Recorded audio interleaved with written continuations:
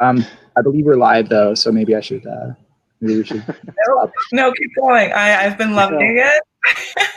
But hello, everyone, and welcome to the Decentralized Storage event. Really excited to be here with all of these guys. We were just giving Scott a lot of trouble for his background and his music in the background. So if you hear birds, it's just a lovely ambient noise.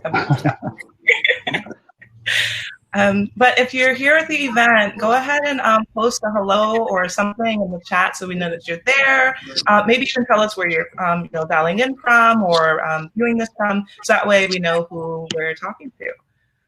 And then we'll get started in just a moment with a round of introductions and everything.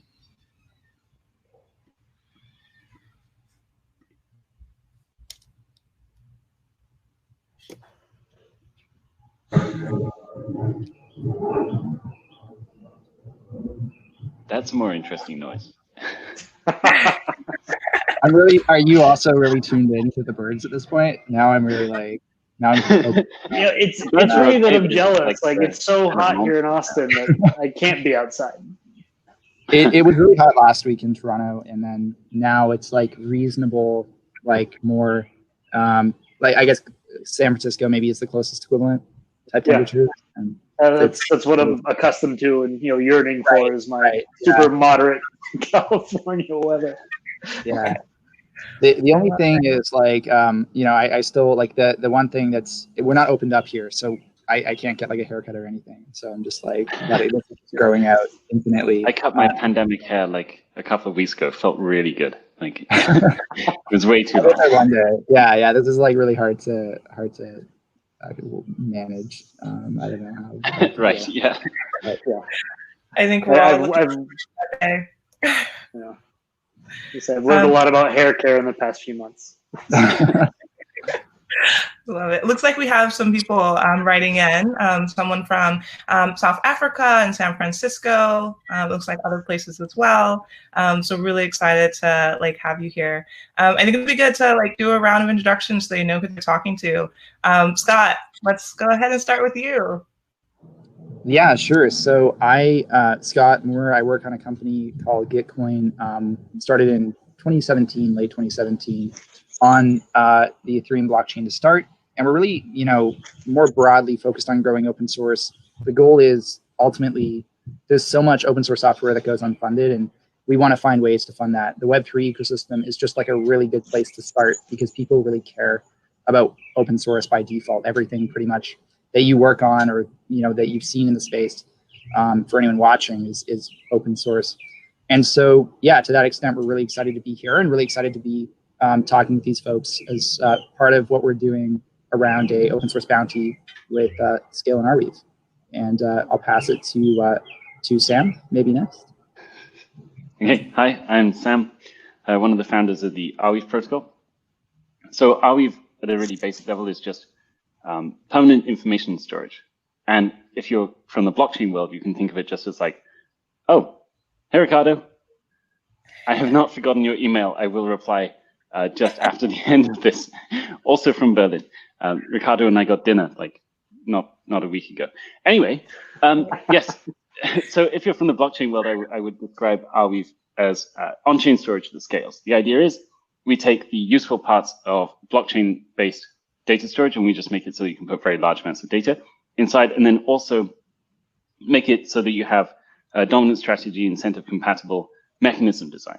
So that means that basically people are incentivized appropriately to store data literally indefinitely, and there's sustainability built into that model. Michael, you send me an email, I will also reply slightly later. Yes. That's what we do at the basic layer, but on top of that, there's what we call the permaweb. The permaweb is all the information that is stored inside Arweave, but shown to people's web browsers, and essentially available anywhere from any device at any time. And the idea of that is that not only can you make an immutable sort of ledger of knowledge and history, because most of the knowledge we interact with nowadays is essentially stored on the web, and we would just like to make it so that that's always stored on the web, always available. But you can also build web applications on top of it. But I think we'll get into a couple of brief slides later, so I'll leave it for that. Awesome. Thanks, Sam. Okay. And hey guys, my name is James. I'm the co-founder of a project called Guer. My co-founder and I, we started by trying to build things on blockchain and like realize this promise of like the Ethereum virtual machine. And in doing that, we realized that there was a lot of little infrastructure things that needed to happen along the way. So we're really focused on building that session layer in a decentralized way to help better utilize things like Arweave and decentralized storage. Yeah, kind of in that process has suddenly become like an advocate for data custody and data rights and really owning your digital footprint. And so again, very excited to be here. Thank you, Christine, for inviting us, and thank you, SKALE. Awesome. Thanks, guys. And I'm Christine Perry. So I lead solution engineering at SKALE Labs, and I'm joined by these three with really exciting projects to kind of like talk through the day. But my role at SKALE Labs is basically helping dApp developers understand the platform better, go through onboarding, implementation, and form partnerships with projects that they have loved before they come over to using the SKALE network. So more about that later through my slides presentation as well. But again, we're really happy to be here. So thanks everyone for replying and letting us know where you're coming in from. Looks like we have people, you know, just around the world, which is lovely to see.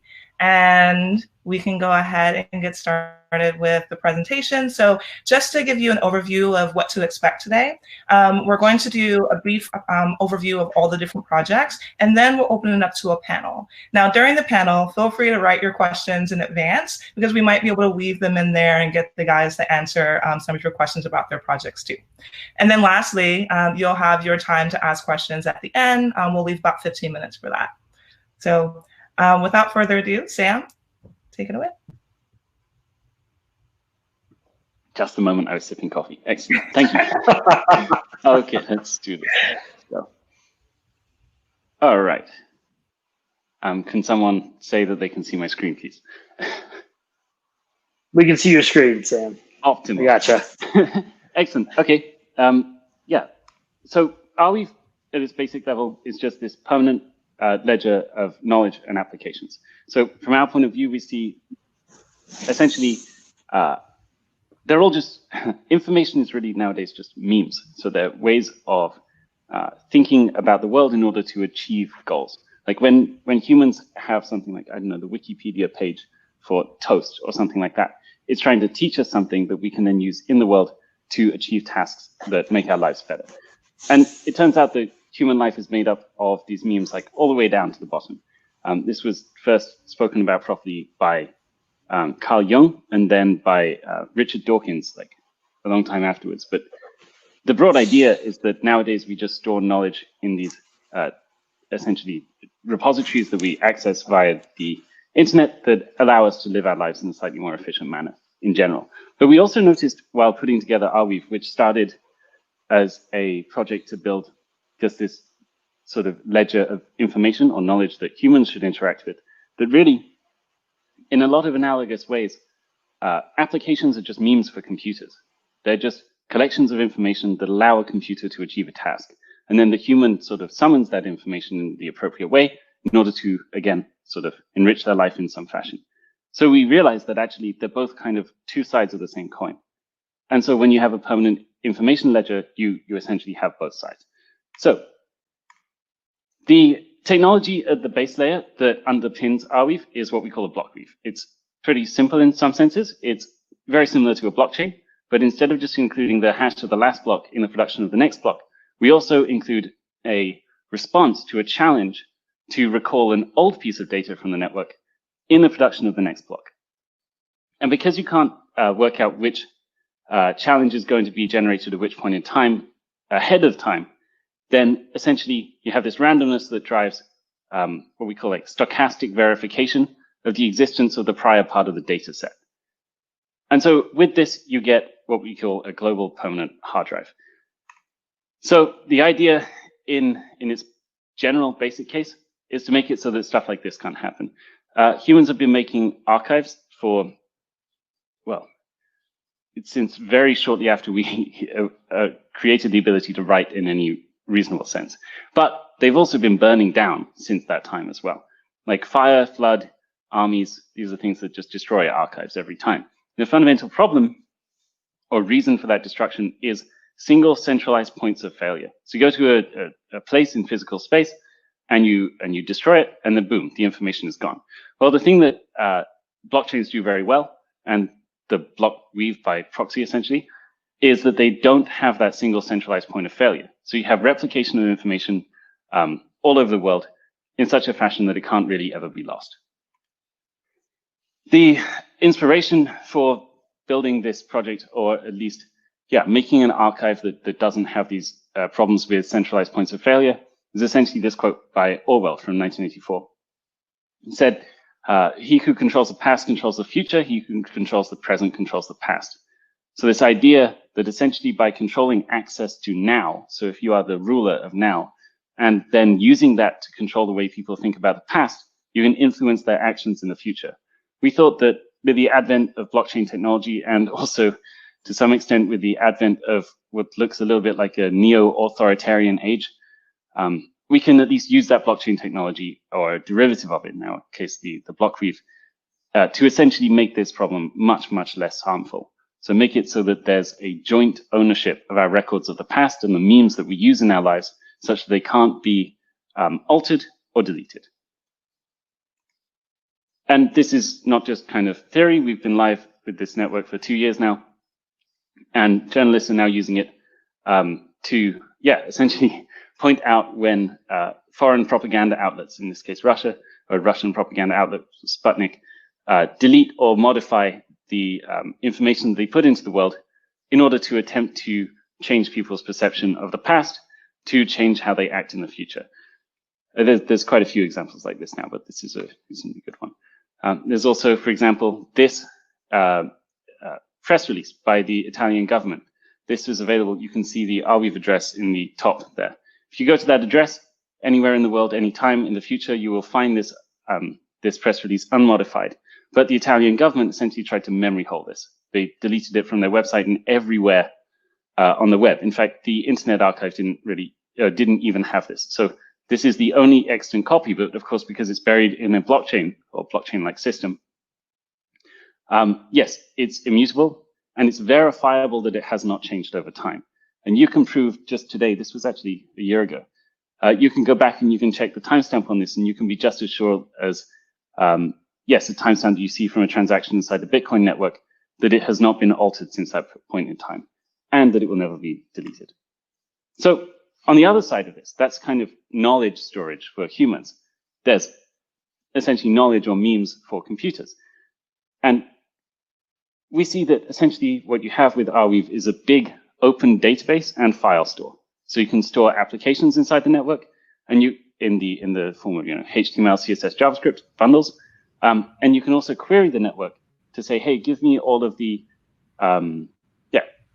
transactions that have tags like this or like this. So perhaps give me everything that calls itself a blog post, and then you can.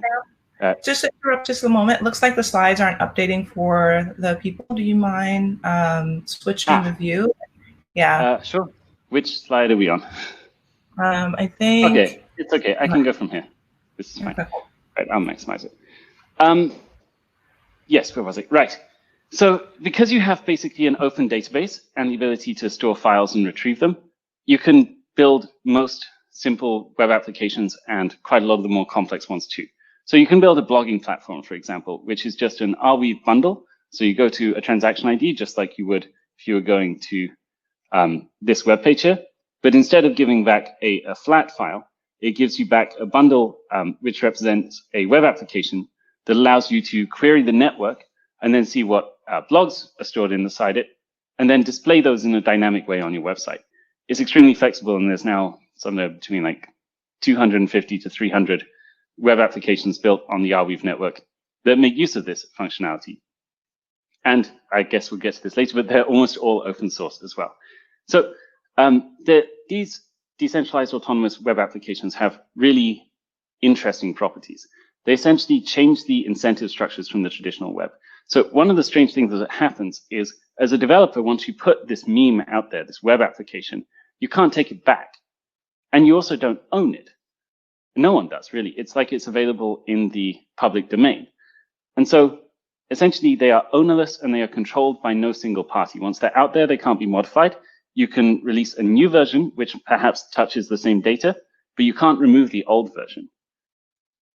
And so what's really interesting about this is that it essentially dissociates the payment for infrastructure from the developer and puts it in the hands of the user. The user can then decide how they want to develop that economic relationship, whether they want to pay by seeing adverts, or whether they want to pay by doing some cryptocurrency mining, or whatever it happens to be. Like, people can stand as sort of proxies in the way and allow you to pay in whatever form you like. But it means that from the developer's point of view, you're no longer stuck in this cycle that when you produce a web application, you then have to pay for all of your users, which pushes you to build closed source, centralized services that, yes, essentially push people in the way of monetization of their users' data and access to their future decision making. So we think this is extremely powerful. It also allows, on top of that, an open source web application ecosystem. So one of the strange things that happens when you dissociate the developer from the costs of usage is that the developer can build something fun on a weekend. They can launch it into the network. It costs like 0.5 cents per megabyte.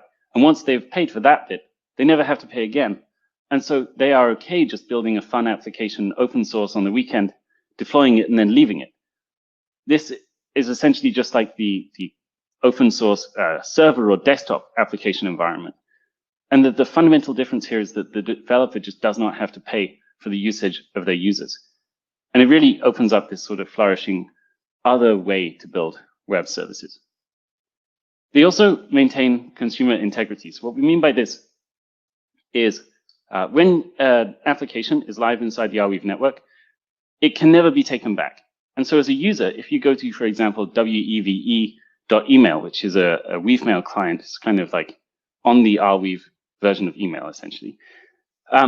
Yes, you can use it today and you can see what it looks like. And you can be confident when you first start to use the system that the developer can never come back and make the system worse for you. It will always be at least as good as it is now, if not better, because the new version will be updated. And so this means that you can essentially trust that that web service will be available and it won't start to exploit you if it's not already exploiting you in the future. There's a whole bunch more to say about this, but that's a just brief, or I'm sorry, not quite as brief as it should have been, overview of the Arweave protocol. If you want to learn more, go to arweave.org. Thank you. Awesome. Thanks, Sam, for the overview. That was really great. I'm really excited to talk more with Sam and Scott about the Arweave SKALE bridge that we're looking to build together. Before doing that, though, let's hear from James about Guer and how they're helping the decentralized space, too. Yeah, thank you, Christine. Let's go ahead and share our little demo. So I'm James. Our project is called Guer, and we are building one protocol to bridge trustless security, smart contract access management, and decentralized storage networks. So for us, trustless security means that there are no third parties involved. It has a similar functionality to TLS, but without, again, using any third parties and with remote key generation distribution. For us, access management is entirely on-chain. It runs with smart contracts. We actually create what we call an autonomous non-fungible token, or an ANFT, that lives with the data and manages all the access to that data, and then integrations with our decentralized storage, which enables us to start looking at new frameworks like this, where you have a decentralized application that uses a smart contract to verify the end user, to verify the end user's data. We use our trustless security to go ahead and connect that data to the virtualization, to the application data, and then provide a similar end user experience without necessarily having to use that centralized cloud system. So today I'm going to run through a quick demo that we put together for this presentation. This is a hypothetical dashboard that an end user may or may not have. It would be one of several ways that you could connect to our smart contracts. The others being, using an API to build access directly into an application, or like using the command line. And so we're going to cover the kind of like the 5 basic functionalities that our protocol covers: the trustless handshake, the retrieving data from decentralized storage networks, uploading data, managing the access to that data, and then managing the users and applications that have access to your data. So obviously the first thing that we would do is go ahead and connect to the network. which in this case is SKALE. And that would happen using any Ethereum compatible wallet, digital identity solution, CLI. Like, that's a very exciting, evolving space. So once we go ahead and connect to the network, Pearl is a member of our team. She does a lot of our dog fooding. We're going to be using her data as an example today. The first thing that we would do is go ahead and retrieve our data. So when we try and do that, the first thing that happens is the client connects to the smart contract. It then initiates this trustless security handshake, which effectively pulls information, creates a seed hash, pushes it to an SGX enclave, which is like a memory black box that lives on the CPU. That really is only possible because we are working with SKALE. And then that SGX enclave will spit out that symmetric key for both the end user and the server to go ahead and communicate directly, again, without using any third parties. So now that we have a secured connection to our decentralized storage network, we can go ahead and start looking at the different types of data that Pearl is storing here. It could be everything from personal photos to healthcare records, browser data, location data. But for the sake of this demo, we did something a little bit more personal. We wanted to check out what kind of social media photos Pearl's been posting. So as you can see, she's been busy, but let's go ahead and try uploading a new photo for Pearl. So when we do this, obviously we access the local storage. If we need to do any client-side encryption, this would be the chance to do it. The client then creates that same trustless handshake, that secured connection to the decentralized storage network. The smart contract associates itself with that data again, and then it's stored on the decentralized storage network. So let's go ahead. Apparently Pearl was part of a magazine photo shoot. We'll go ahead and upload that photo and then check out who has access to the rest of her photos. So we can go ahead and pull up the access. Like I said, the access management system lives entirely on chain, right? It's all smart contract. It all runs on EVM. So all of this information is populated from the smart contract. We use SKALE or Ethereum addresses as the basis of identity.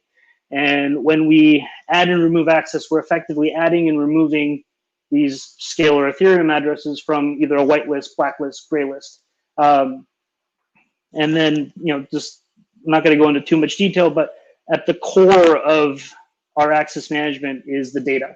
Rather than role-based access control, we use instance-based access control, which provides a lot of granularity and a lot of natural segmentation to the way that you can manage it. So, looking at Pearl's dashboard, she obviously doesn't manage her access very well.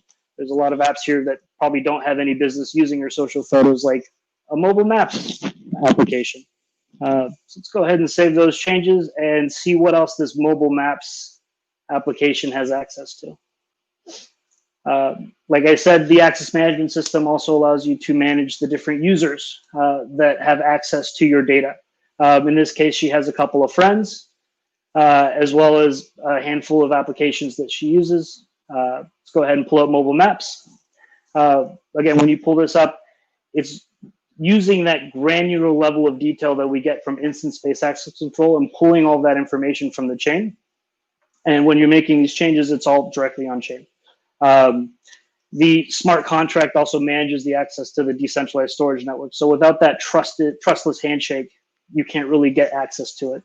So again, for Pearl's example, location data makes sense for maps, but probably doesn't need calendar, contacts, transactions. Car data makes sense. So we'll go ahead and leave that up. So that covered our kind of 5 basic points for our demo.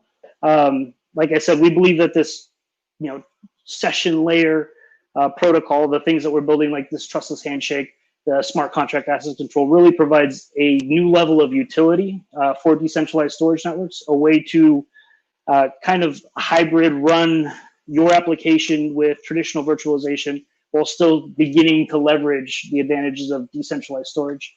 We want to start by building something simple, like archival cold storage for dApps, and then hopefully eventually evolve into things that really use virtualization, handshake for VoIP communications, things like that. And then again, I'd just like to emphasize that without the speed or SKALE's SGX-enabled validator network, this protocol really wouldn't be possible or as effective as it is today.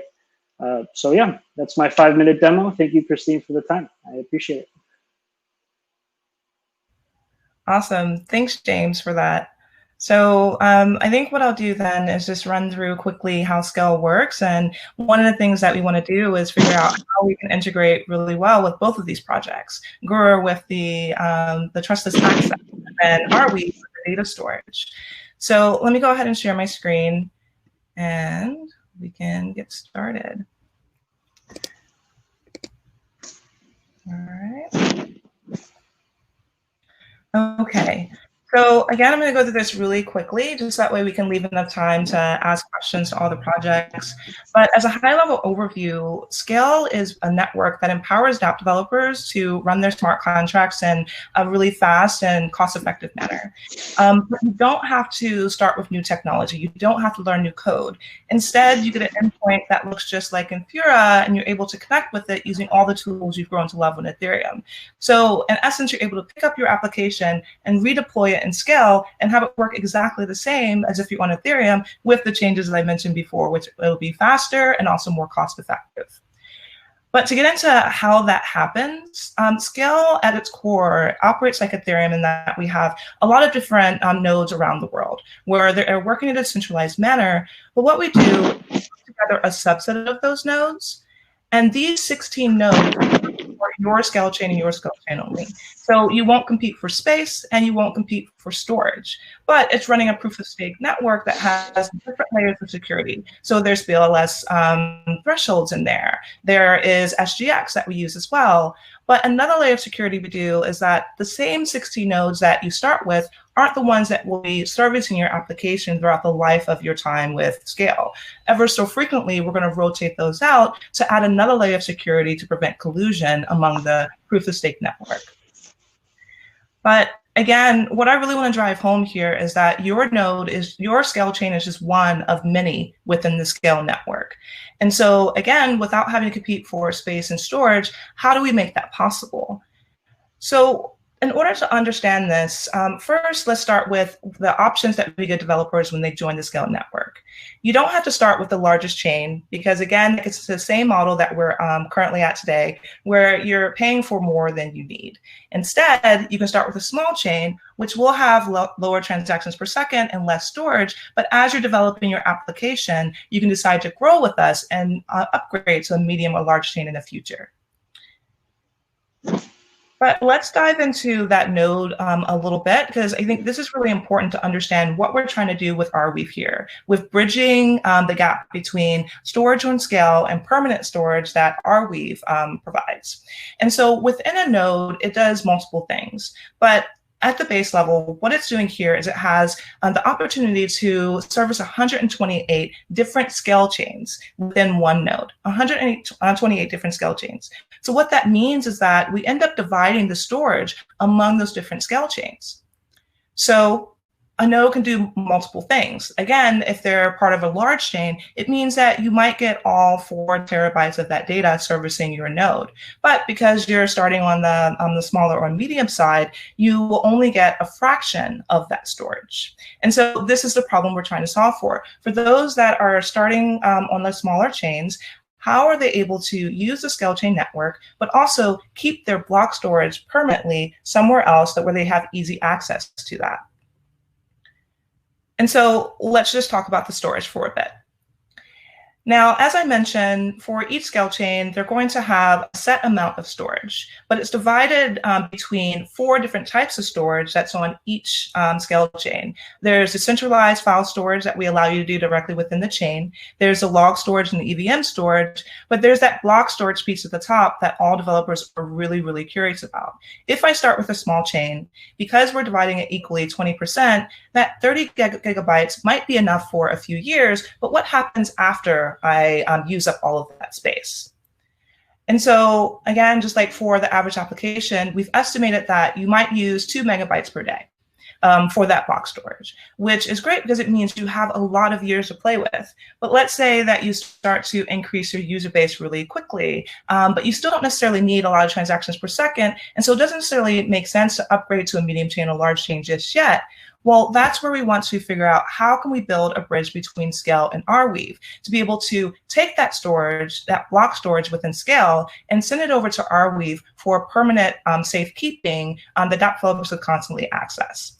And so this is where I want to bring Scott into the conversation, because he comes from Gitcoin, and he has, their company is working on really building an amazing open source community that helps us connect with developers that can make this happen.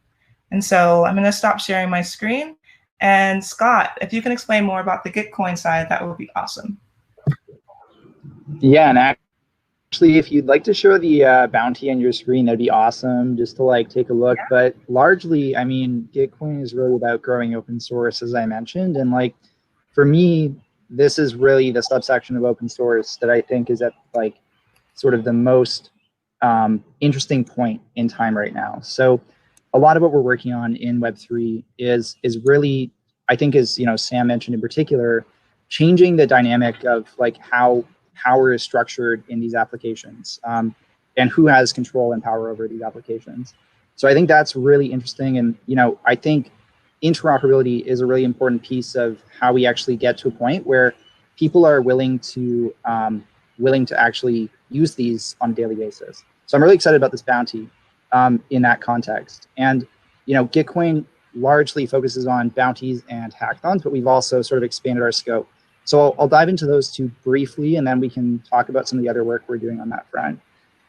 With bounties in particular, really the goal is, so everyone uses GitHub, everyone sort of is familiar with that context, and we want to make it really easy for someone to go from that context to actually getting open source contributors working on the repos. So we basically just provided a service, which I think a lot of people listening might know about, where you can take a GitHub issue and you can effectively post that in, well, historically any ERC20 token, looking forward in actually any token at all. And that's something we've been working with a variety of partners on, one of whom I really want to shout out to in particular again is Arweave. And so we're excited about that partnership in the context of this bounty as a starting point. And then in addition, in the context of a hackathon, a larger sort of broader event we're going to be running from July 1st through to, I should know the end date actually, through to the 12th of August. And that's something that's probably a bit off topic, but you can go to gitcoin.co/hackathon to check that one out. This one is really focused on, specifically trying to find this interoperability between SKALE chain data in the way that Christine described and Arweave storage in the way that Sam described. So to dive into some of the details just that Christine has on the screen there, really we want people to be able to say select the type of data to store from SKALE chains. So that includes like block data, transaction receipts. And we want people to be able to basically allow people to parameterize like how often that data is transferred and the context in which that's transferred. So yeah, we're really excited about this. Our community is certainly one part of the equation here, but I think that for me, this is really a call to the entire blockchain ecosystem to get thinking about like, what do these types of coordination, or I guess partnerships almost, maybe is the better way to say it, between these types of organizations, what do they look like? And the SKALE Arweave one here, I think is a really good start. James, I'm really excited with the possibility of doing this sort of thing with Guer down the road as well. And I think there's a lot of opportunities there. And a lot of this work I think will really help on that front too. And we're really excited just in general to see, the entire blockchain ecosystem come together. And we'll talk a bit more about this, I think, later on. And the reason for that is just, of course, we're still such a small ecosystem, and we really need to be figuring out how do we actually grow this ecosystem to be relevant to the rest of the Web2 ecosystem and the open source ecosystem at large. And that's really where I think this sort of stuff is exciting. I'll pass it back to you, Christine, from there. The only thing I'll say is just in addition to the hackathons and bounties, we're also running a Gitcoin grants round. And the Gitcoin grants round is actually finishing on July 3rd.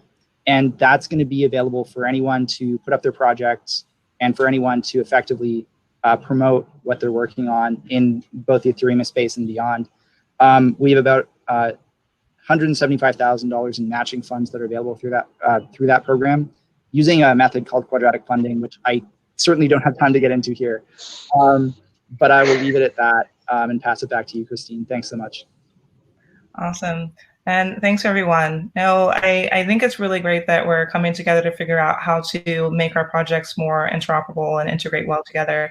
And I'm just really excited to figure out how we can send storage right your way. Can you elaborate more about the process that developers will go through when they are trying to integrate with Arweave, and what does it mean to like make this bridge happen with SKALE and Arweave? I think Sam, I think you're on mute.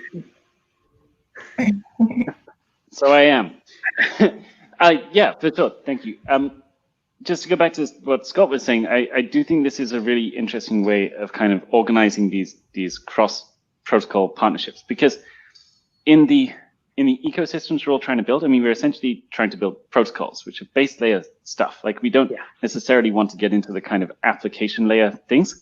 And so as an organization, we have this problem of like resource management. But I think, yeah, using Gitcoin, we can kind of leverage the wider open source community, as well as bring people into the SKALE and Arweave communities, and the other communities that you guys work with, in a fairly effective way to get things done. So I'm actually pretty excited to see like what this looks like, or where this goes as like a prototype for interchain interoperability like this. Yeah. So the bounty itself is pretty simple. I think the design is fairly elegant. Basically, the idea is, okay, so we have all of these SKALE chains on one side. You have, thank you, Scott. You have a JSON RPC API that you can use to to interact with that side. And then you just basically need to build a kind of centralized service that runs a web server on top that people can log into, and they can essentially deposit Arweave into an account, broadly speaking, which is backing an integration with a specific SKALE chain. So the idea is then the SKALE chain owner can come along and they can say, hey, I want to make sure that someone is backing up my chain. I'll just choose one of the distributed but not decentralized providers of this service. So anyone can come along and spin up one of these open source nodes is the idea. Yes, you can run the service, and then you pull the data out of SKALE using the JSON RPC API. You then just have to bundle it up into Arweave data entries, put those inside Arweave transactions, send them to the Arweave network, and that's really basically it. And now all of the data from that SKALE chain is stored inside Arweave. And I think that the network of cross-chain integrations, if you like, or so nodes running both sides of that bridge, will be quite an effective way of getting this done. And it's also a fairly elegant and simple solution from the point of view of the implementer and the user. Really, there's not much to it at all. Awesome. Thanks, guys. Really excited again to kick that off. But I think, what would be pretty interesting to understand here is how can we like empower developers to build more, and what can we do to make it easier for them as they're contributing to like decentralized ecosystem. And I think this question is for everyone because, Gitcoin, you're creating this amazing platform, and then Arweave and Guer, they have, they're building an open source ecosystem to encourage developers to actually join. Do you think there's other things we could do to help push the initiative forward? Oh, I have a lot. I don't know if I want to start because I'll ramble on this. But yeah, I mean, I think there's a lot of options here. Like the big thing that we see a lot at a like sort of meta level is, there is a sort of reluctance to get engaged with blockchain because of the complexity of kind of this new paradigm. People don't necessarily understand how to build on decentralized systems. I think Arweave does a really good job, and SKALE does a really good job making that really easy. And I think Guer will as well. I need to actually dive further in. That's my fault for not doing that in advance. I will get back to you. The in Sam's line from earlier, the overall problem I see though is actually a lot of like just UX related stuff, like really just simplifying how people can even interact with blockchain applications. And I think improving UX actually feeds back into improving like DX developer experience in some ways. And I think there's a lot that can be done through the platforms you're all building to improve UX as well. Like, I mean, certainly having applications that are fast and sort of like more instantaneous, like users are used to, is a really big part of that. And so I think that's a big one. The other one, and I'll stop at this one because there's more I could mention, but I think this is really a good starting point, is blockchain does have a bit of a branding problem, right? Like, I mean, historically, we've had sort of iterations of the space where people have had the impression that blockchain is just about X, Y, Z. And I think now we're at a point of maturity as a space where we're really starting to think about what blockchain, and actually, Sam, your presentation on that note, I think did a really good job, like diving into like the why. Like, why are we building this tooling? And I think that's something that we can, as a community, articulate better in order to encourage more Web2 developers to realize, like, look, there's real, tangible stuff here. And I think that's a really important piece. I'll stop there before I go further.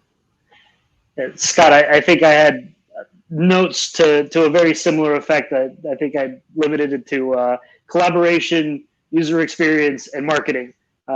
So you pretty much covered it. Like, I think for me, one of the things that I see a lot of is we get like these super competent teams that don't realize that there are all these open source options, right? Like, we're going to build this really incredible service, but first we have to go ahead and build a wallet and a login and things that other people have already done. And so that sense of collaboration, and that, like, I need to focus on my core competencies and someone else can offer that microservice that then I can integrate, and that way we can iterate faster. Again, like for user experience, it's the same thing. Like, it has to, like, for developers, there's so much jargon. Like when we first got it started in this, it's like, what is this? What's a non-fungible token? What is a node? What is a miner? Like, there's all these little words that a Web2 developer isn't necessarily familiar with. And I think that just feeds right into the marketing thing. Like, for me, marketing is really more about education, right? How can we better educate, better collaborate, better help bring these people on board? And how do we migrate Web 2 onto Web 3? Right? What does that migration look like? What are the half steps that we can do? Can we start with decentralized storage while we're figuring out virtualization? Probably. Like, can we encourage a Web 2 developer to not have to change very much in their code, give them an API, and then just plug into the systems that we already have that are already working? Say, like, hey, like, SKALE will give you an SGX generated Ethereum address. Here you go, plug into the network. And then you have this wide variety of microservices that are basically replicated for Web 2, but they're better for all of these different reasons. I think that migration is something that we don't talk enough about in kind of onboarding that next generation of Web 3 developers. Sorry. Sam? Yeah. No, I like that.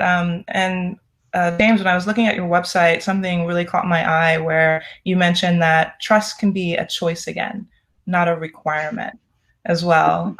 And I feel like that fits right in, which was like the open source community initiative and kind of just like, what all of our projects are trying to achieve. Can you elaborate more on that idea at Guer? Yeah, on trust being a choice. It's interesting. Like,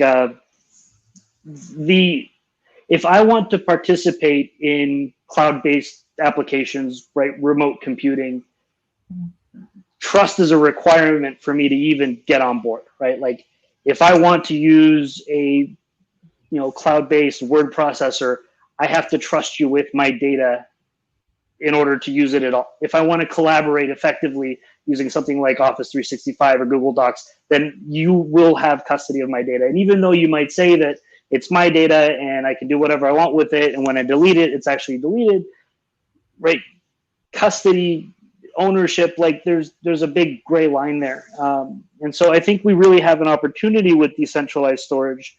And this is really what Guer is trying to enable, to allow users to retain full custody of their data, right? Like, I can use the virtual application as a service and it interacts with my data, but at the end of the day, I can cut that off, right? And so I can trust you for a limited amount of time.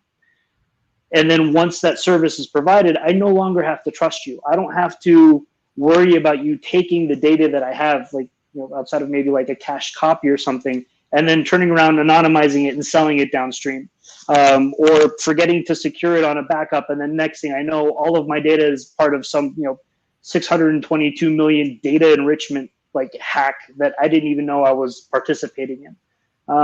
And so, yeah, when we say that, trust can be a choice again, it's this idea that you can really have more of a say than you do now. Like, I can trust you for a limited amount of time, and I have the agency to take that back, and I don't necessarily have to worry about it going as far downstream as it does right now, right? It's the participation shouldn't be predicated on trust. It should be something that you willingly give. Yeah, I think that that piece about essentially making it so that you can revoke access to a piece of information later is something that's extremely difficult to achieve, but also extremely necessary. I'd be interested to hear more about how your solution does that.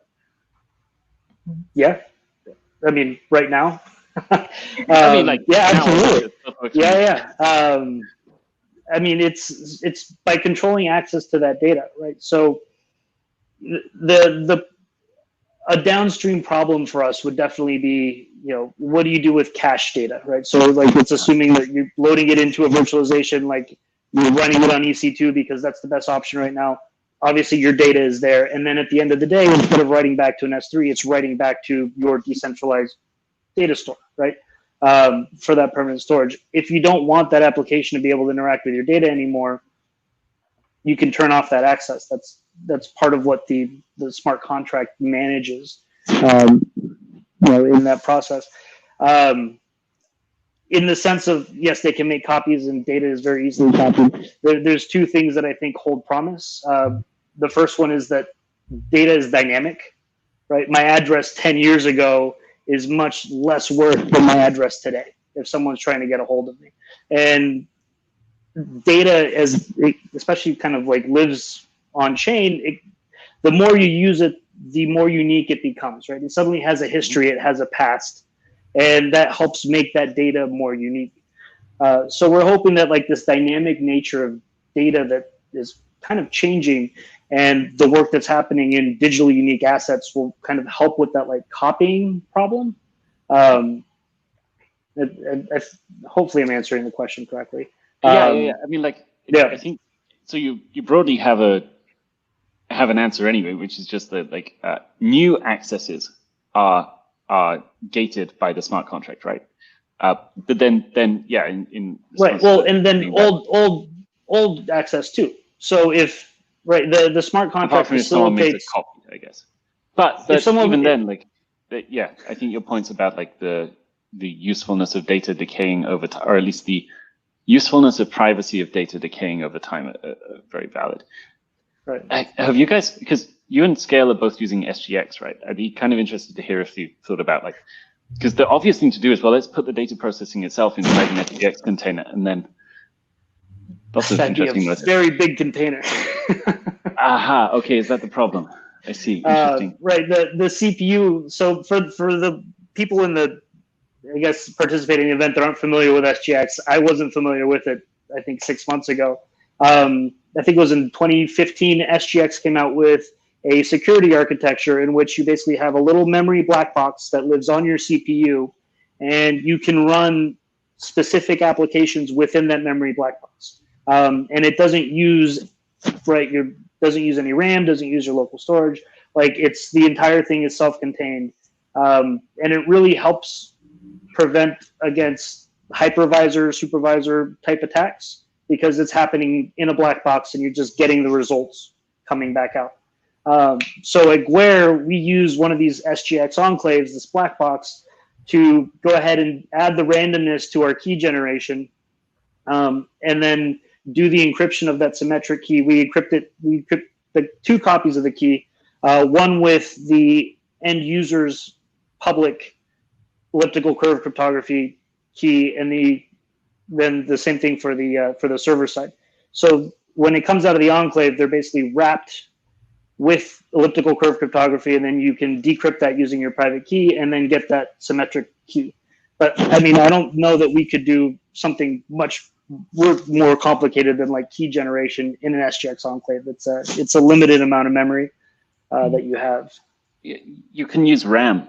So you can, I mean, what happens if you get to the exit of an SGX enclave is that there's encryption, I guess, component that happens before you access RAM. So you can have like a normal amount of memory, but it's encrypted at the edge. And yeah, I think one of the commenters mentions some kind of homomorphic encryption could also help you with this kind of thing. But I think that would be even bigger. It would probably be more trustable than an SGX container, but it would be like, that would be hard to fit on a normal computer. But there's something called scones you might be interested in, which does, like, you can basically start up a VM pretty much inside an SGX container. Maybe it'll help you with the attempt to not get people to copy the data.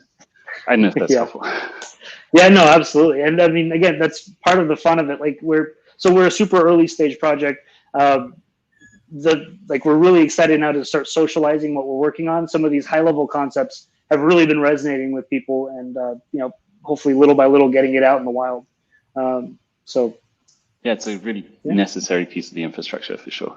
No, I'm super happy to hear that. True. I guess it would be interesting to see eventually, the Arweave Scale Bridge have Guer as well, just to add, layer of accessibility. Scott, we might be opening another bounty. Excellent.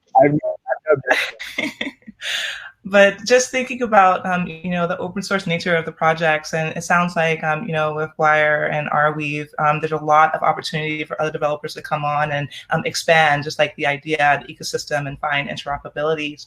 I do want to say that, just kind of like looking at Arweave website and now following them, I see that they're trying to build like this really amazing, just like open source ecosystem.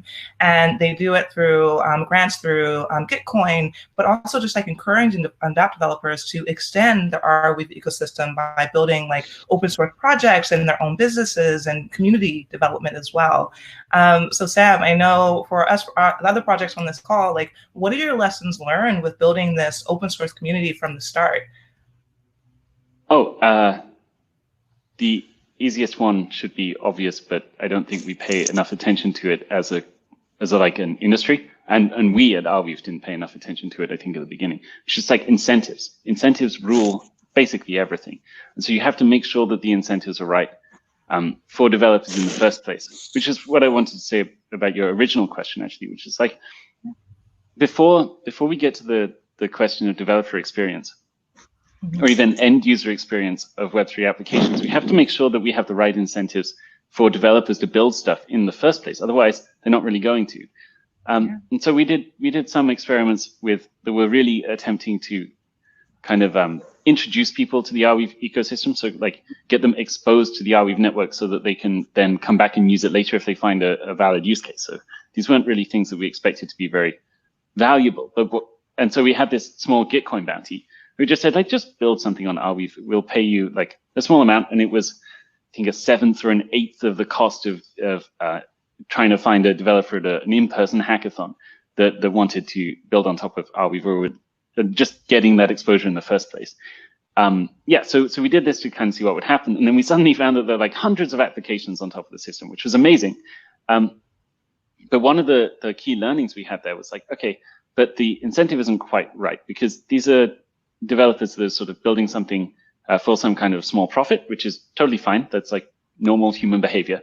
But then when the incentive runs out, when they finished building this sort of open source application, then there's not too much follow through. So even though we weren't really doing it for this reason of trying to get developers to build massively successful end user applications, they did build applications that were way more exciting and way more interesting than we had anticipated originally. I think that's down to Gitcoin's user base. It's just amazing, frankly. But then afterwards, there's like this question of like follow through. And so more recently, we've been studying this question of, okay, well, how do you make sure that developers can, without screwing up the idea of an open source web, keeping the incentives the same to build applications that essentially are in favor of the user in some sense. So don't abuse the user's privacy or their attention, or potentially try and sell on their future purchasing habits, for example, or sell access to those future purchasing habits. Yes, how do you maintain that and then also push people to build applications that are truly valuable and continue building them? And this is how we oscillated towards this idea of profit sharing tokens. So the basic idea here is that you use a very simple smart contract system inside Arweave called SmartWeave, and you just print a token. It's almost like an ERC20 token. There's nothing special about it, frankly. And you can just pass it around to people. But then you can send tips to people that own this token proportionately to their ownership share. Yes, when users use the application. And so now you've generated this valuable asset, which is intrinsically linked with the cash flow of an open source web application. And so you're obviously incentivized to try and make that asset as valuable as possible. And you can liquidate it whenever you want if you can find someone else that wants to buy a piece from you. Yeah, and so we're really excited to actually work with Gitcoin on this incubator program we're starting at the end of the month to, yeah, essentially seed this ecosystem with a whole bunch of profit-sharing token-backed applications. So to bring it back to the beginning, I would say that like the core thing that we need to get right in order to get developer adoption of these protocols going, essentially bootstrapped, is the incentives that we give to developers in the first place. Archetype, for example, actually is Ethereum, which just allowed you to essentially, in some sense, print money. And sure enough, developers adopted it. It's like, what do you know? It's not actually that complicated. To add to that really quickly, like Ethereum's a really good example, and like all these other, there's a lot of other projects out there that are starting, like, and like candidly, Arweave being one of them. Like Ethereum was at a time that was very unique because everyone had sort of in that 2015-16 period was like bought into the underlying token. They were bought into the ecosystem, and that really gave people an incentive. They're like if I build something that's really valuable, not only is my project going to be really useful, but the entire ecosystem is going to grow. And of course, that's really interesting from like a just general like philosophical perspective, from a why perspective. But it's also profitable. Like it also just like actually gives you a real like extrinsic motivation as well. So I think those balances, like having that extrinsic motivation, is really important, and like that value alignment. But then also the intrinsic motivation, I would just also add, is really important there too. Like often in these cases, like people want to continue their projects, but they're just like, I don't really have time. Like I have like a full-time job. And when you start aligning the incentives in this way, it also just gives them a lot more time to do it. Yeah, that's all I wanted to add. Yeah, we had that like dozens and dozens of times. At the beginning, you give people the ability to build like open source web applications, and that's great. But then you talk to them and you're like, wow, this thing is amazing. We're so glad that you built this. Can you just like add a couple more little bits on it? We're like happy to help you. And they'll be like, yes, I really want to do this, but I have a job, right? And that's the fundamentals of life. You've got to pay the bills, you've got to pay rent. Fundamentally, people need money. And so we need to ensure that the ecosystem we're building, and again, this is something that like Gitcoin is doing really well at encouraging, allows us to maintain the things that are great about open source, but also allows people to do it as their serious full-time occupation. I think that's how we eventually move towards adoption. Yeah, get the work done, even that gets us closer. Yeah, it's an example everyone knows, but like the Heartbleed bug in 2015, if I recall correctly. I mean, it's the prototypical example of this problem where like you have one or two maintainers. They are like really powering a large percentage of the web, so everyone's using OpenSSL. And then of course there's a error, like basically a bug found which was exploited, which caused the Heartbleed virus. And then suddenly everyone's like, oh, like actually this is affected, like this is like $4 billion worth of economic damage. Maybe we should have like thought about like funding them. So like it really makes like it's not only a proactive like sort of benefit to individuals, it also just like secures and like sustains the ecosystem better. And that's not just in blockchain, but in open source more generally. So now that makes sense. I think the incentive thing definitely has taken off. Like you even see Reddit now adopting it with their ERC20 token that's recently been launched, and now they're looking for scalability solutions for that, which is really exciting. But I think one of the questions that just came from the audience, and I want to elaborate on this more, is how do you make sure that people are not only seeking incentives, but are really becoming a part of the ecosystem? And I want to expand that to also ask you, do you think that that is something that matters to the ecosystem, or something that we should put less of like a weight on? I'll answer this just where Sam, are you gonna jump in? No, go Scott. Just quickly, like I think like there's two parts to that. The first is I think it's very important that there is this additional sort of like collaboration that comes back to the intrinsic motivation. So if you don't have the why, if you don't know why am I building these tools, like why do I care about this ecosystem, then you run into this problem where a lot of people are just like, well, I can make a lot of money building XYZ, and then they try and build XYZ. So that's why, like, actually, and I think, Open Web Incubator is going to be a big, like, really focused in on both parts of that, from what I understand of the curriculum. And this is also something we're thinking about with Gitcoin in the context of our kernel sort of like program, which is not really about, hackathons or bounties in particular. It's about just getting people from the ecosystem together to talk about what they're working on, to talk about what they find interesting, almost like a sort of like more grounded version of like a philosopher's salon type of idea. And the idea there basically is really figuring out a way to try and get people to be part of a community rather than just, working on individual issues. That coordination between people, that meeting place between people is really important. Right now, that's for us like a lot of chat channels, our weekly live streams we do, but we're finding more ways to enhance that. Sorry, Sam, go ahead. Gather.town. Oh yeah, gather.town. I forgot to mention, yeah. That's a whole, I mean, that's an experiment that's gonna be run. There's a lot of really cool work happening outside of like really much of what we're talking about here, but like around, okay, so you have Hopin, which we're on right now. I'm not gonna like rip on Hopin too much because we're on the platform, but the problem with Hopin, although it's really good, it is really good. It is a really good platform, and like it's working. Yeah, but like you've got like the networking component here, right? And that kind of works in this like chat roulette fashion where you like go and you meet individuals and like get swapped around through different conversations. And it feels like you're going between different Zoom calls in that process. Like it doesn't really feel organic.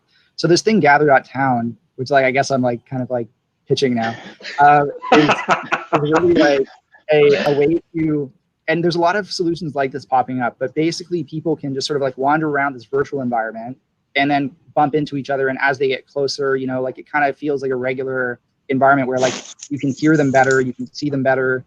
And like there's this sort of ephemeral nature of like wandering around these spaces and running into people and learning what they're up to. And that's kind of what you get in a physical environment that you don't get in a lot of, and that's actually something we're working on very closely.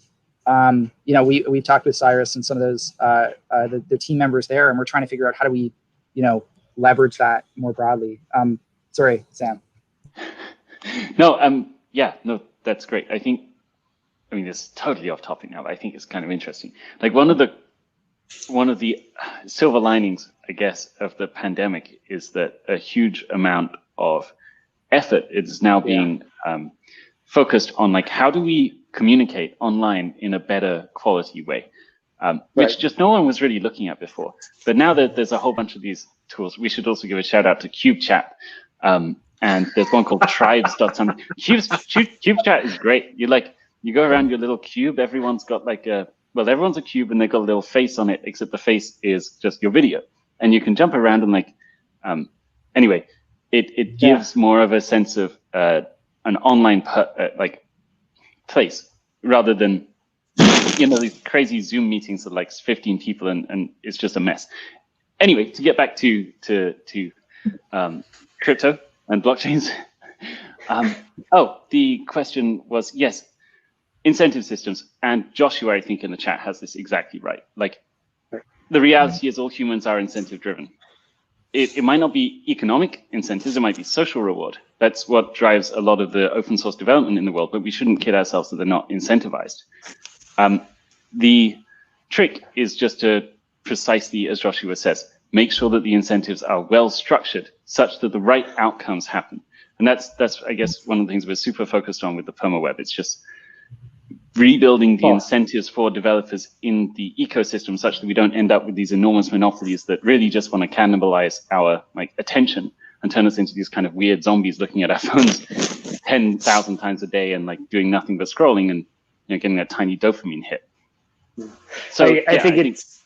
Oh, sorry. Go, James. Sorry, so I was just going to say, when we first got involved in the crypto, it was super interesting to see how much economics came into play. Right? Like, I studied economics in university, and it was as a minor, it was more like a hobby. Right? And you read The Economist and you learn a few things, and you get in here, and it's like everyone's trying to set up systems that properly are incentivizing things.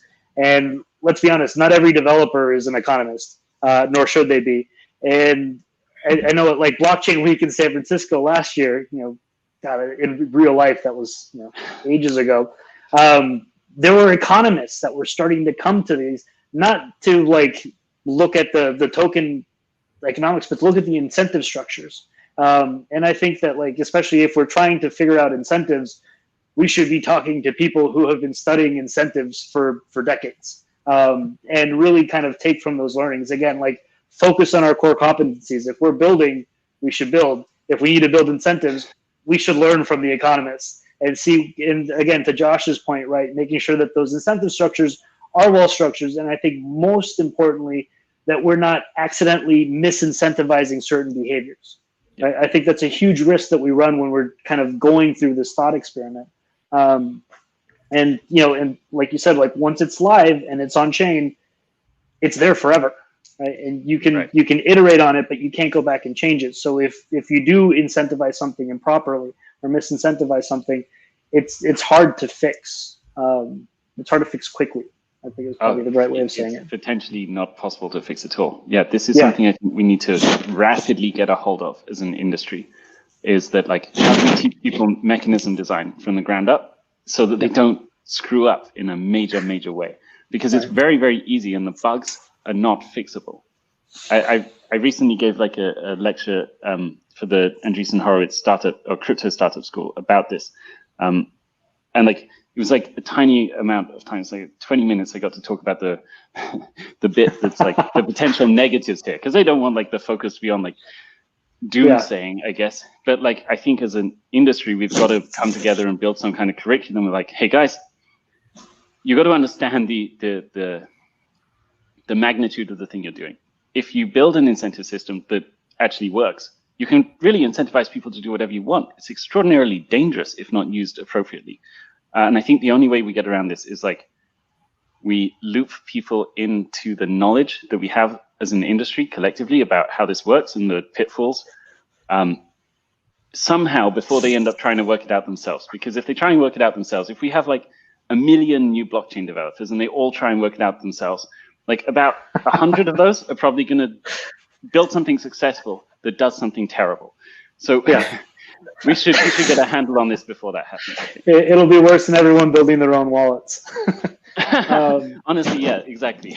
No, but like in the same way that like you wouldn't push code without having an audit or without having someone review it, without, you know, having someone take a look at it, you should really have someone take a look at your incentives, take a look at your economics.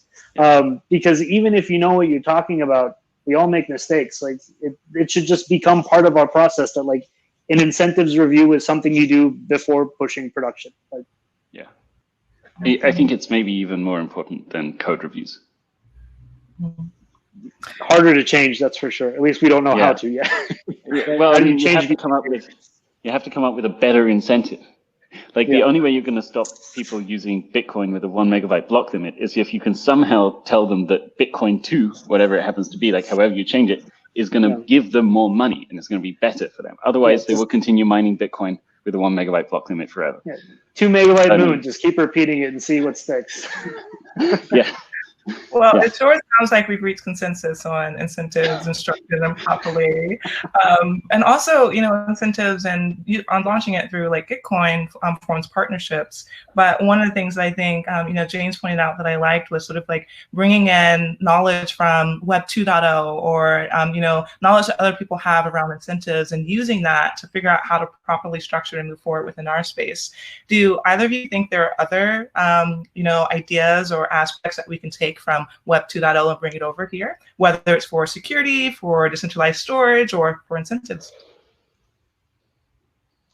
I mean, so right before quarantine kicked in, we had the RSA conference in San Francisco. And so I was lucky enough to pop by for a day and talk to like the security guys. And like, it's a very specific community, right? And I know that like within our blockchain crypto community, we love to talk about cryptography and like why elliptical curves are so great and why zero knowledge proofs are going to change everything.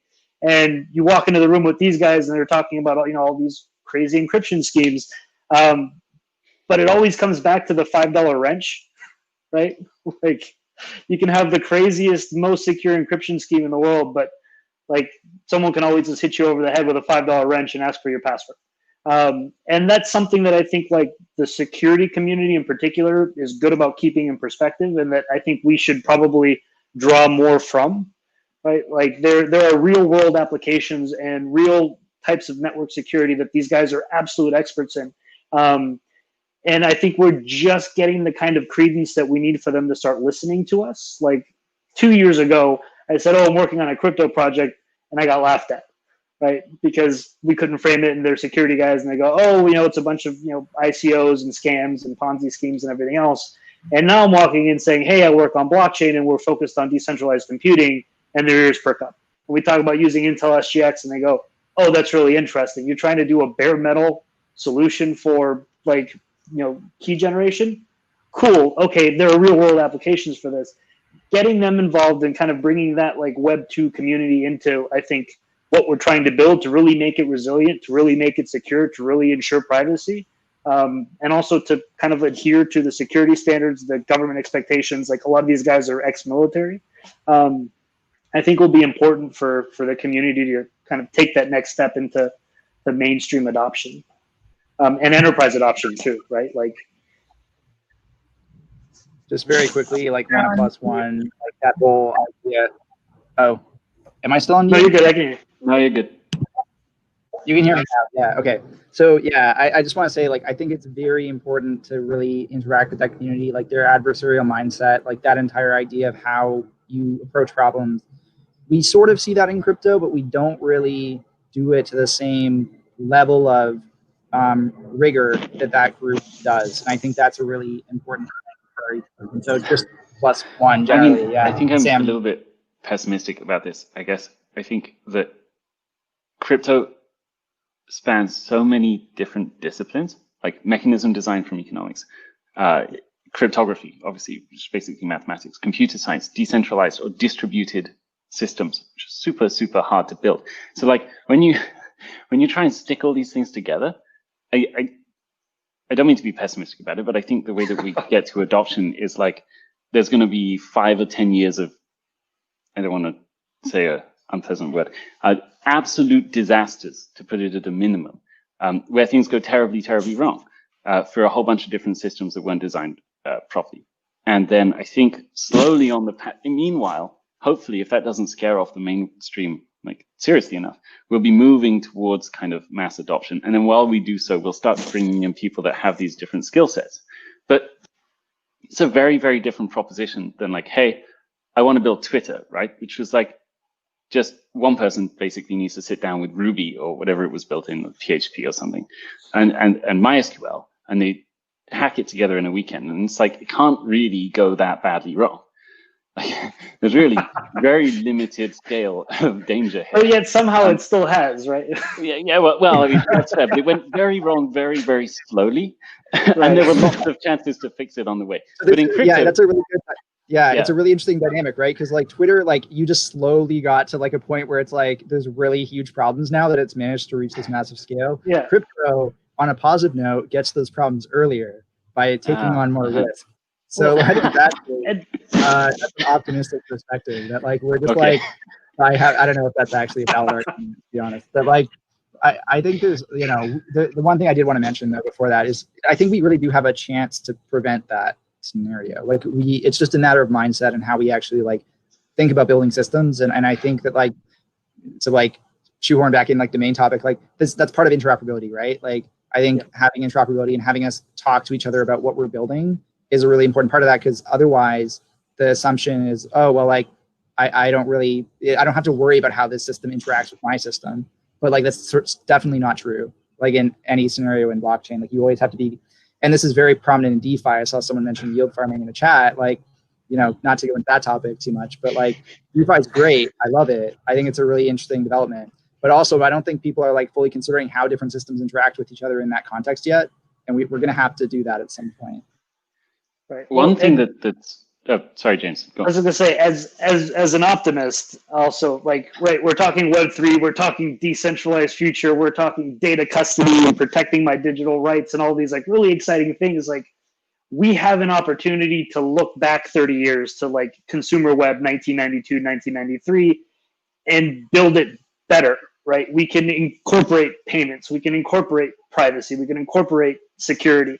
And the best way to do that is by involving the people that have been doing this for the past 30 years. And so, like, yes, we will make mistakes along the way. I think, Sam, you would agree that, like, especially with blockchain, like, what we build is more permanent than, you know, throwing Twitter up on a server, right? Like, it kind of persists. And so we have to be more, I guess, specific, more conscientious of what we're building, more intentional, I think is maybe the word that I'm looking for. And, you know, and I think that that's what we get through these kinds of collaborations and these conversations. And I know that, like, Perrin had a comment, I'm probably butchering your name, I apologize. It's not so much the hurdles that are keeping them away, they just don't see the value in it yet, right? Like, our narrative as a community isn't inspiring them to come to decentralized computing again. They probably visited it 15 years ago and said, there's nothing here. But when you go and, like, you get past the, oh, ha, ha, ha, like, yeah, okay, go sit in the corner and drink your whiskey. Once you get past that moment and you start talking to them about what, like, is actually possible, what's actually being built in the space, then it starts piquing their interest. But when DeFi dominates that narrative, the whole decentralized computing Web3 future that, like, we're so optimistic about kind of gets, we're burying the lead a bit. And so, again, yeah, Perrin, I think it's more about inspiring them and less about removing obstacles that are keeping them away. Yeah, that's where I see the danger, right? Like, it's a chicken and egg thing. We have to get mainstream enough to attract the right talent to help us build the systems, which you'd think we would have to build in order to get mainstream. And that's like a chicken and egg recursive cycle. Yeah. Christine, you've been asking us all these questions all this time. What do you think about this? I think you're also on mute, Christine. Yeah, you're definitely muted, yeah. All right, you can hear me now. Great. Yes. Yeah. My experience was exactly what you said, because when I was trying to cross over to the blockchain space, I came over as a full stack developer thinking I could just pick up with Web 2 and everything was just work here. And boy, was I wrong, because documentation is all over the place. I didn't know where to start, what projects to use. There's so many around the world. And just as you said, like, developers, and I think you mentioned this, James, we don't have to know about economics. We just build code.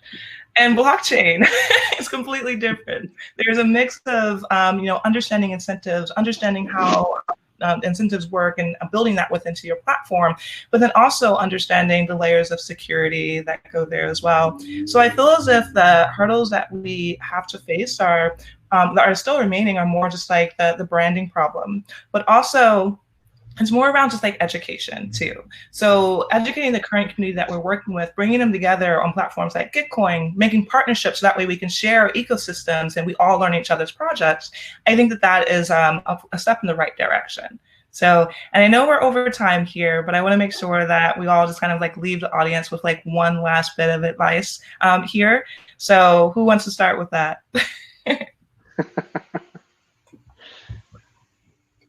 No takers? Okay. I think we're all waiting to see. Like, I'm happy to start, but also I'm like, maybe I'll let like James start. James, go ahead. You start. Sure. I mean, piece of advice, right? Like, I guess probably the biggest mistake that Steven and I made when we were kind of starting our like blockchain crypto journey, like, we were working in a bubble and we were intimidated by the community, and like we didn't start going to meetups until probably about 3 or 4 months into it. Like, reach out, collaborate, integrate. Like, you need people to know about your project. You need to get feedback. Like, when we first started doing the security thing, right? Like, you walk into a room and someone's like, oh, but like, have you looked at like this specific version of Diffie Hellman? And I'm like, no, I had no idea that even existed. Like, cryptography is not something that I'm particularly good at. Thank you. Teach me more. And that level, that like, it's a very welcoming community.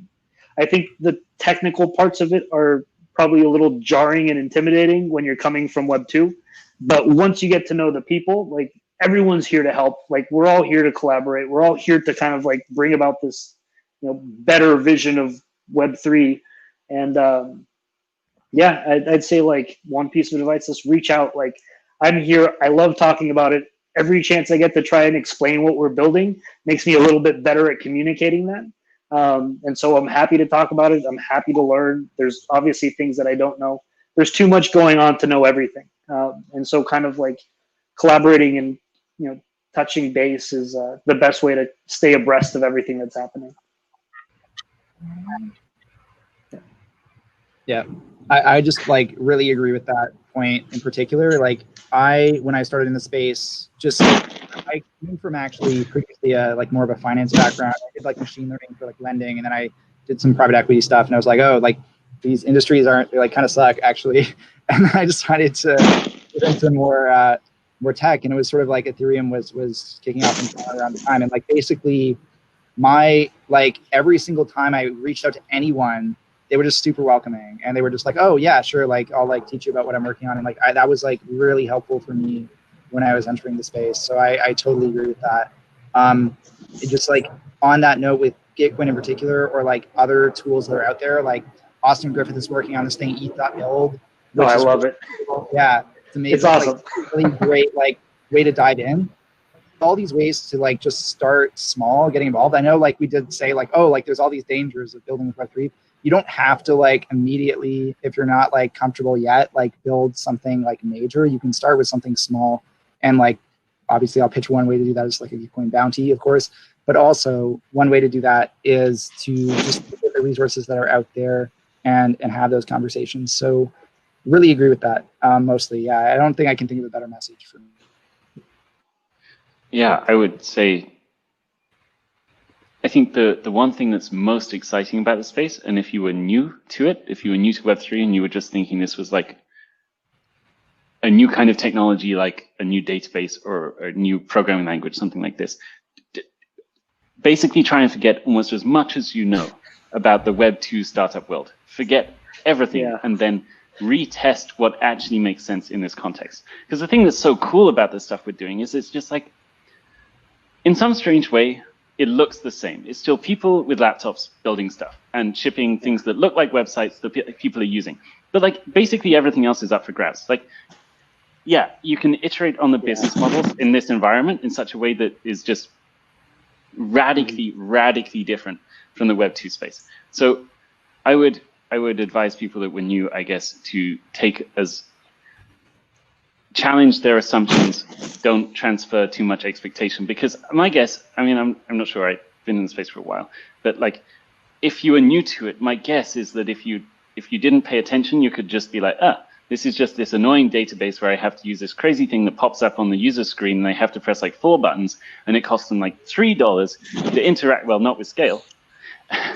It costs them a small number of these weird token things, and then it takes like 5 minutes, but not with Scale, for the damn interaction to happen. And then like, what on earth is the point of this? I'm going back to my PHP and MySQL. But you really got to dive way deeper than that to understand that actually what's happening here is a change in the incentives and the business models that lead to these applications. And once you unlock that, once you really understand the like scope of the thing, then yeah, it becomes super fun. And also, yes, speak to everyone else, because everyone else has a better, they are mostly friendly, although I think frankly as a community we could be friendlier. And there's a huge amount of institutional knowledge that's locked in places where people haven't yet congregated to like write, here's mechanism design 101. Here's what you need to know about like building new business models and smart contract systems. Like we just don't have that documentation yet, so you kind of have to get it out of other people's brains. Okay, there we go. That's my thing. To that point, like I think one of the things where we can improve as a community, like if you're senior, mid-level, like if you're anything but entry level, like keep going to meetups, right? Keep trying to like, I mean, pre-quarantine, one of the things I was trying to work on was trying to encourage people that know what they're talking about to keep showing up to these things, so that when someone does show up, we can kind of take them under our wing, and it's not just a bunch of newbies asking each other like, oh, well, what do you do? I'm here to learn. What about you? I'm also here to learn. Okay, like that's right. Not what they came for, right? Yeah, and also just like be okay asking stupid questions, because there's a danger with new technology like this that everyone wants to look like they know everything about it, but that's not how the world works. We can enrich each other's understanding by just asking the basic dumb stuff, and that's almost how you avoid like herd blind spots, I think, as an industry, is if you're open enough to be able to like show you don't know everything in the world. I think that's really important. It's a great point. Thanks to all of you guys. I have to say, it was amazing just like moderating all of you and being able to ask you all these questions. Thank you for your insights. And I agree. I think that the best way to come into the blockchain space is to like practice like continuously being humble and know that it's okay to not know everything. We're all learning together and we're all trying to make this work together. So lastly, what I'll say is that if you are interested in learning about that Gitcoin bounty more, definitely check out the link that I'm going to post into the channel here. But if you're interested in more of the projects that I'm talking to today, Gitcoin, Guer, or Arweave, of course SKALE too as well, definitely check out those links as well. Thanks you everyone, and have a great day. Yeah. Thanks so much for moderation. Yeah, thank you, SKALE. So thank you, Christine. Thank you. It's been an absolute blast being here. Yeah, it's really fun. Thanks, guys. See you. Bye. Bye. Thanks so much.